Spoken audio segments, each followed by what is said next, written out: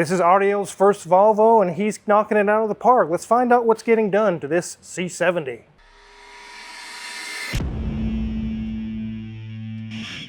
This is a 2002 Volvo C70, not a V70, a C70. It has the 2.4 liter engine in it, and it's in very good shape. The customer brought it along. It's time for a timing belt and water pump. We did an inspection on the rest of the vehicle, which we'll do another one here on camera so you guys can see it as well, but it really is in great shape. Let's go ahead and take a look around this C70 convertible. So here's the front of this C70. We can see it does have little baby wipers on the headlights. It does have the 5-spoke wheels on it. It's kind of a pearly paint. It's not exactly pearl like you would think, but it's got a little bit of a pearlescent look to it. And you can see it's denoted C70. The paint shows very well on this car. Let's hop under the hood. So here's our 2.4 liter turbo, and no, not a 4-cylinder. It's an inline 5. Count them, guys, 5 runners on that intake, similar in architecture to the VW 2.5 5-cylinder. And I don't mean architecture's design, I mean that it's similar in being that it's a 5-cylinder. As you saw, a few things are already taken apart. Ariel has it torn down. He has the timing belt off. Everything's timed perfectly in place, and the water pump is off. Before we go grab him and talk about it, let's take a look underneath the car, see if there's any other issues. You guys might catch something that we missed. So here we are underneath the C70, and I do see an issue right offhand with the design of the car. If you go into a parking stall that has one of the tall parking stall, I guess you call it a stop, the little barriers that go here, look at all the things you can hit here. You can hit your intercooler, you can hit your air conditioner receiver dryer. You can even, when you go to hit this, it's probably going to crack the radiator. There's a lot of money right here in a small place. Let's go ahead and move to the engine. Here's our 5-cylinder, and I do like that they have the oil filter right here, part of the oil pan. It's real easy to get to. Very easy to maintenance. Here's our transaxle. I don't see any leaks going on, anything going on there. Check out these wheels. The brakes are about 70% remaining. Sway bar link is good. Strut is not blown. Nothing loose there. Same deal on the brakes here, about 70% remaining on the pads. You can see through here how thick they are, the difference between the metal backing plate and the rotor. That's kind of what I use as a gauge. Strut is not blown. We do see a little bit of coolant leaking here, and it's simply because we have the water pump removed, and every once in a while a little drip is coming out, so it's nothing serious there. Sway bar link is not loose. Nothing loose on the tie rod end. I just got a drip in my beard, Mrs. Wizard. Ew. It tastes terrible. Ugh. I think it went in my mouth. Let's take a look at the back of the engine. Here we can see another cooler, but you can see it's easy to get to the back of this engine. Unlike some modern cars, it would be very easy to get to all those pipes and all those things. Here's our CV axle. This is the intermediate shaft. I don't see anything leaking from the engine or up top from the valve cover or anything like that. Here's our steering rack, nice and dry, nothing leaking there. Here's our little catalytic converter. We have some nice bracing here. Because it is a convertible, you're going to see some serious bracing for the body. And I'm continually surprised by the lack of rust here in New Mexico. I'm loving it because I absolutely hate fighting rusted brake lines and rusted brake parts, and there just isn't any of that down here. Everything's dry and clean on these cars. I love it, guys. I love it down here. So here's our rear axle, and it reminds me of the twin I-beams on the Ford trucks and things. It's got 2 beams that kind of move that way. It's kind of independent suspension, but not really. Come back here, we can see our shock is not blown. Brakes are about 70% on the back. I don't see anything leaking, nothing loose there. Same thing on the brakes here. Shock is not blown. Nothing leaking, nothing loose. One thing I do like about this Volvo is the charcoal canister is not sitting on top of the fuel tank or somewhere really hard to get to. It's right here, right on the body, right next to the fuel filter. Everything very easy to work on. Let's check out the date codes on those tires. So we can see 34th week of 2022. These tires are still good. One thing to keep in mind, guys, is some of these collector cars is that they can sit for years and years, and they can look pristine, they can look brand new, and the tires can be 15 years old. You really have to check those date codes when a car comes into the shop. Let's get this thing on the ground. Now this is on the ground, let's let Mrs. Wizard check out that interior. The Volvo interior in here is so nice. And you guys can check out how many miles are on this thing. There we have it, 79,735 miles. And I'm liking this gauge cluster. They have not touched this gauge cluster in years. This is so classic Volvo. Like that we have a lot of lights illuminated down there, and that's simply because, well, we're in accessory mode. They're not all on. As we move up, okay, dash is looking good.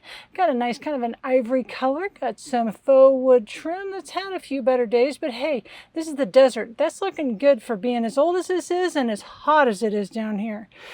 Dial gauges, and we have some simple controls for that radio system. And as we move down, we have our gear selector, we have our e-brake, and we have a very small little armrest here. Okay, looking nice, but look here, they have modernized their cup holders. Those of you that have had Volvos for a long time, you were lucky if you got one in your glove box. This is awfully fancy.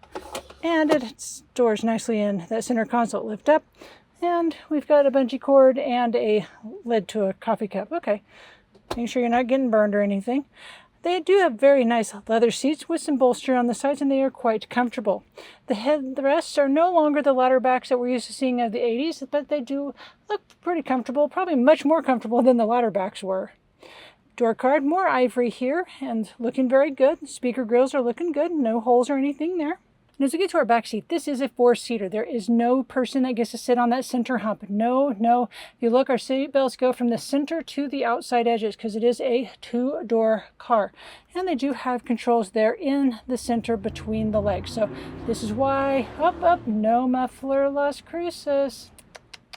But headliner is looking good because it is that convertible top. I don't see any holes in it, which of course would be very easy to see considering it's so thin. As we are back to that steering wheel, they do have a cover on here, and okay, you're going to have to live in mystery what's underneath because we're not taking it off, but it looks pretty nice and it matches everything very well. We do have the Volvo here in that center there, and again, no buttons or anything like that because that's just not a Volvo kind of thing to do, at least not at this time. So everything's looking good so far in here. Let's go ahead and get Ariel out here and see what he's been working on. So it's your first dive into the Volvo world, Ariel? Yes, it is. Help me say your name. Is that correct? Ariel? Ariel. Yeah, no. Ariel? You're saying it perfectly fine. Okay. There's a lot of people in the comments have been saying I'm butchering your name. Do you think you feel that way? Or? No. It's like you're actually giving the effort to say it right, and you're pretty close. And honestly, I think you're saying it right. People just need to learn if I'm not offended, you shouldn't be offended. Yeah.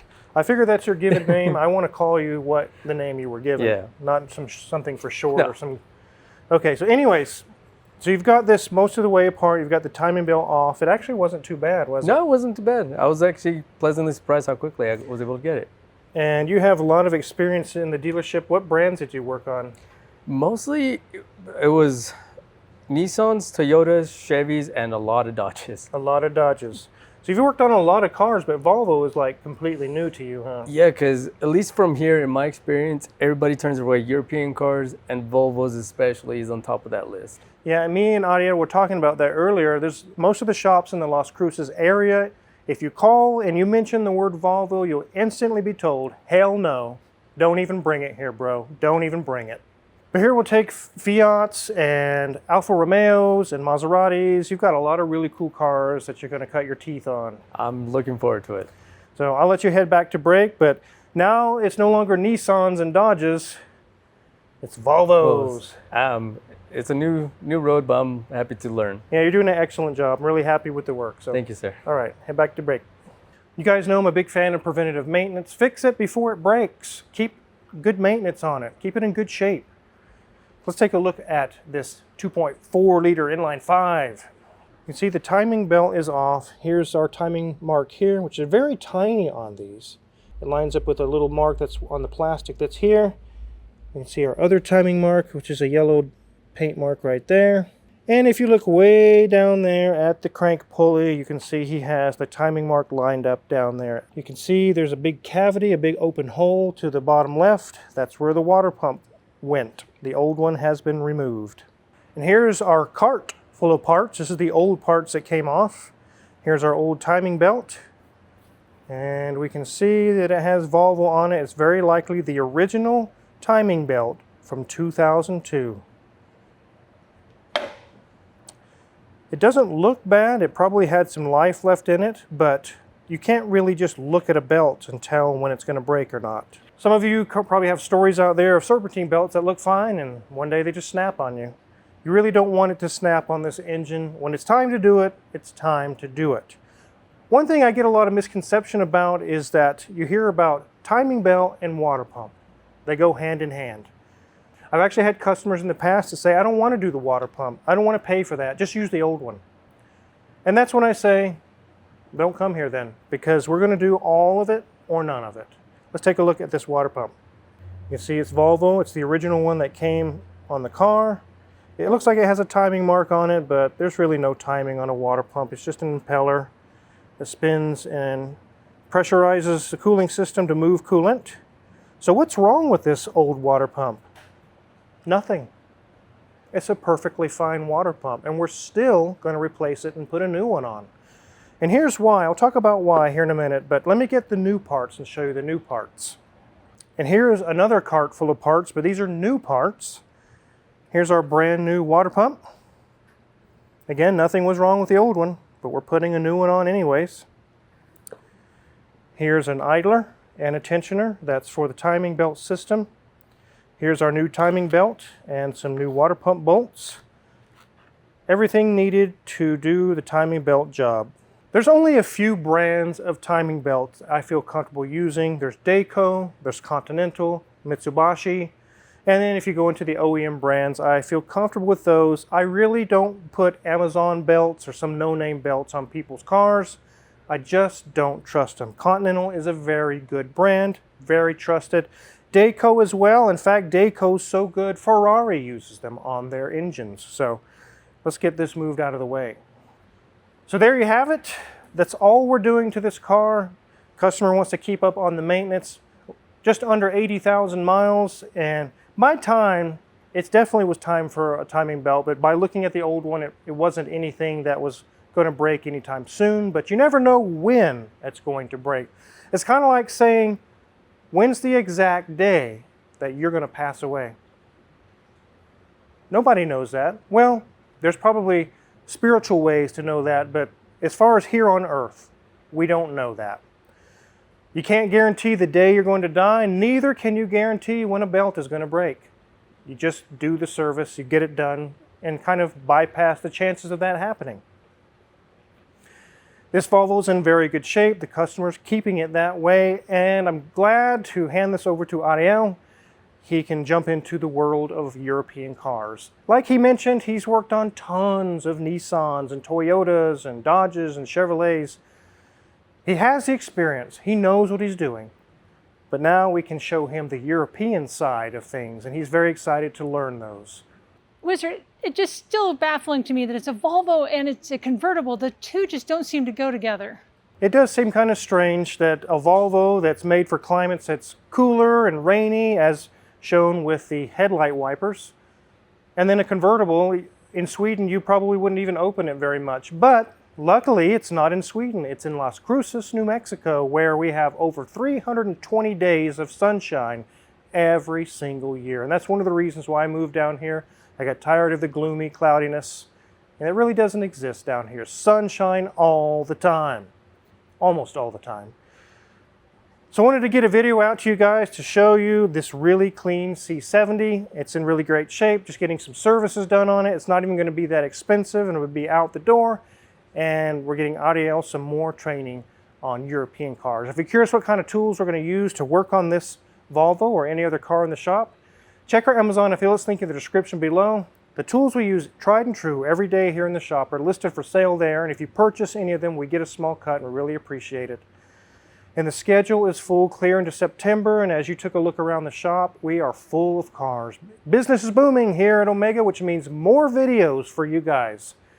Hit the subscribe button and the notification bell on the way out. Thanks for watching.